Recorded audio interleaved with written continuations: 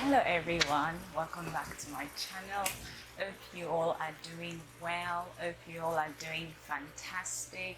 I know we're still in the middle of a pandemic, but I really hope you all are well. So welcome back. If you're new here, my name is Wina, or you can call me Wincy, which is a nickname. But most people call me Wina, obviously. Wina. On this channel, I talk about Jesus, I talk about health and medical related topics, and as well as lifestyle. So please do me the honor by subscribing to my channel and liking it, and as well sharing it if you're really... So in today's video, I would really love to talk about how long it takes to become a doctor here in the Philippines. Most of it basically are really the same, maybe abroad and in other countries. So if this is a topic you want to listen to and you would love to know, definitely keep watching.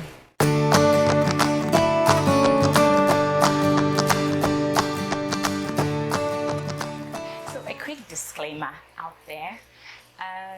The amount of years I'm about to mention or break down in this video, you could take shorter or longer to achieve it. You know, everyone's life is different, and everyone's life goal and whatever is different. So you just live the life as it comes to you. Some it might take 1 year, some it might take 50 years, but just do you. So basically, if you want to become a medical doctor, as funny as it seems, it really starts when you're in high school, or like some will call it, from where I'm coming from, secondary school. So really, that is where your dream to become a doctor really starts. Like in Nigeria, to say, when you're already in secondary school, especially the senior high, you're basically divided into arts and sciences. So obviously, if you want to proceed to medicine, you should be in a science class. But yeah, so that is the first step. You build yourself on your science courses, you improve yourself on biology, things that are, really medical related. Then from high school you proceed to college.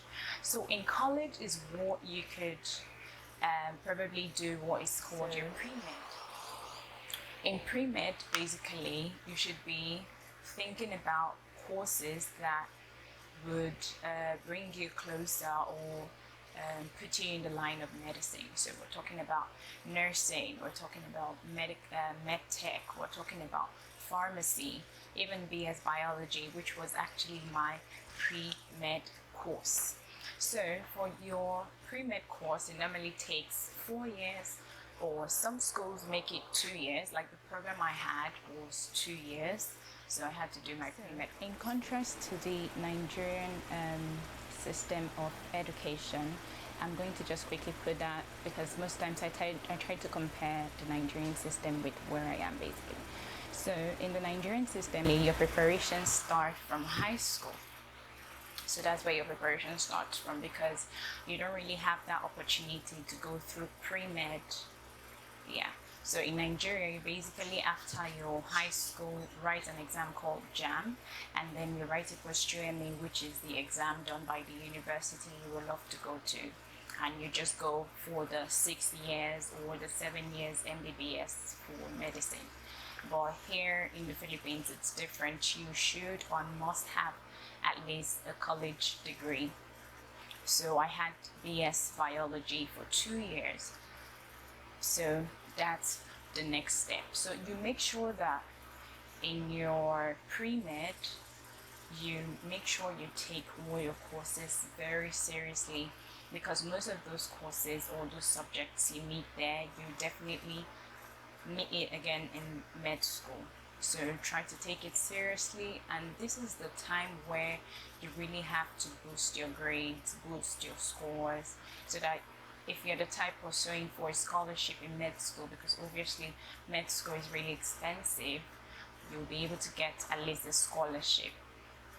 So after your 2 or 4 years of pre-med, Then you proceed to writing what is called here in the Philippines an NMAT. So if you're from Nigeria, NMAT is more like a JAM-based, JAM look-alike kind of exam. So it's where you have basic biology, physics, chemistry, mathematics, English, and then there's some abstract thinking with different images on it.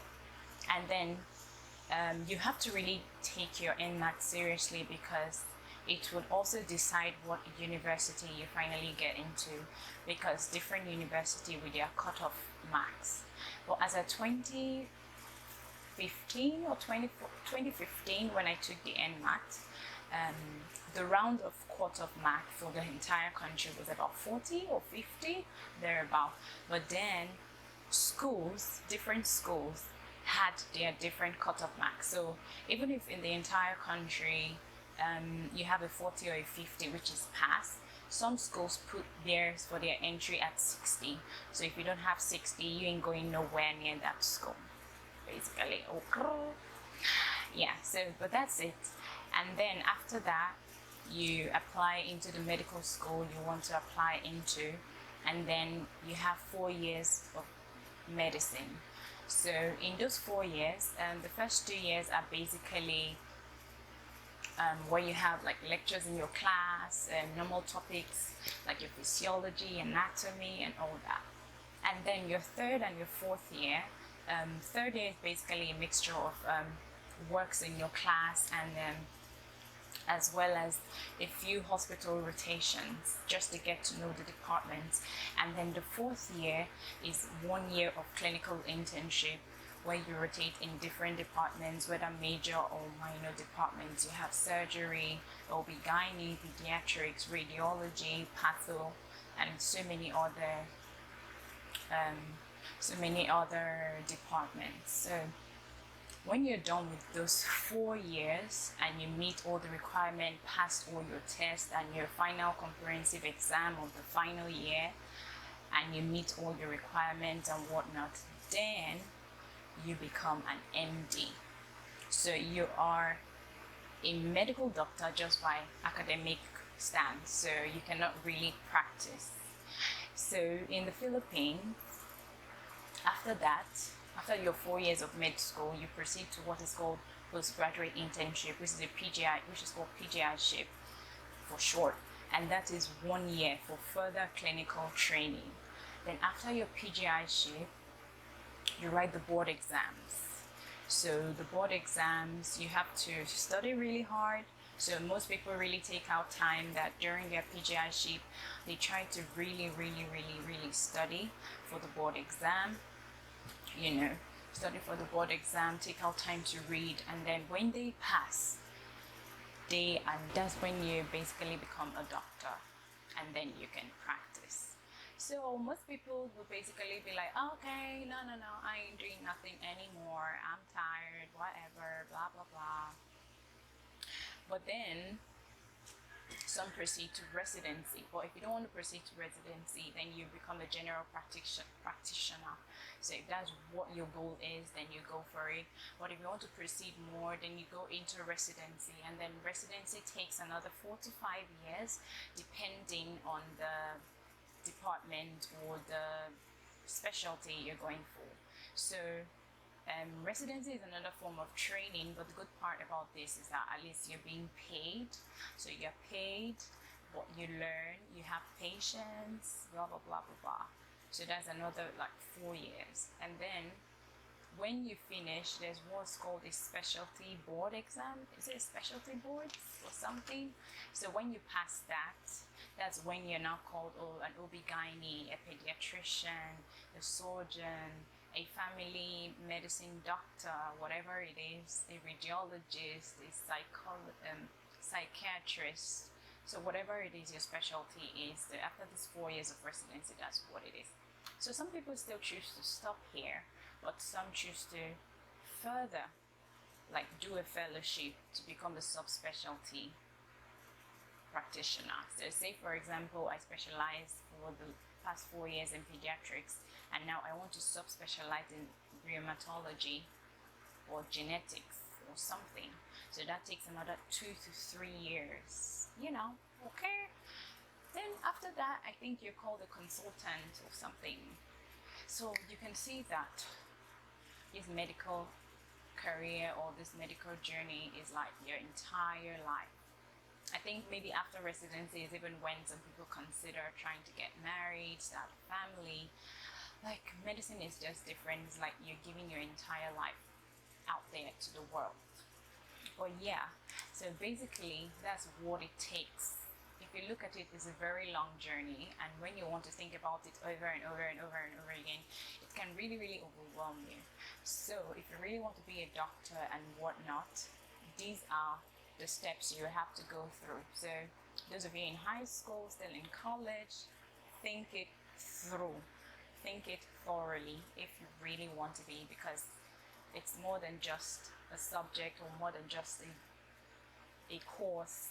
It's like your life, basically. So yeah, so if we were to sum up everything I just said, so you have your high school, then about what's it called, 4 years of pre-med, 4 years of med school, so that's 8 years. Then you have 4 years of residency, that's another 12 years. And then if you want to subspecialize, 2 to 3 years. So we're talking about 15 years of your life. 15 years. So if you basically want to do it, go for it, really. Yeah, go for it. Go for it. Just go for it. Just do it. Just go for it. Don't think about it. Try to enjoy the process. And yeah, you'll be a doctor that you want to be. So for those of you who want to know, I'm still at the 8th year mark. So I just basically graduated med school. So I'm looking forward to writing my license exam soon and have that license to practice very soon when all this pandemic is over and done, because most of the exams are like postponed or no certain dates. Yeah. So yeah, so if you know that this video was good for you or nice for you, please share, like, comment, and please do subscribe to my channel if you really love watching my videos, and help me share it so that more people will watch it, and then those that really need information like this will have access to it. Okay, so thank you very much. Share it with your high school. Maybe you have high school cousins or nephews or nieces that are like, oh, I want to be a doctor when I grow up. Show them this video, and yeah, it will probably encourage them or discourage them or make them see the light of what they're about to go into. So yeah, till my next video, bye.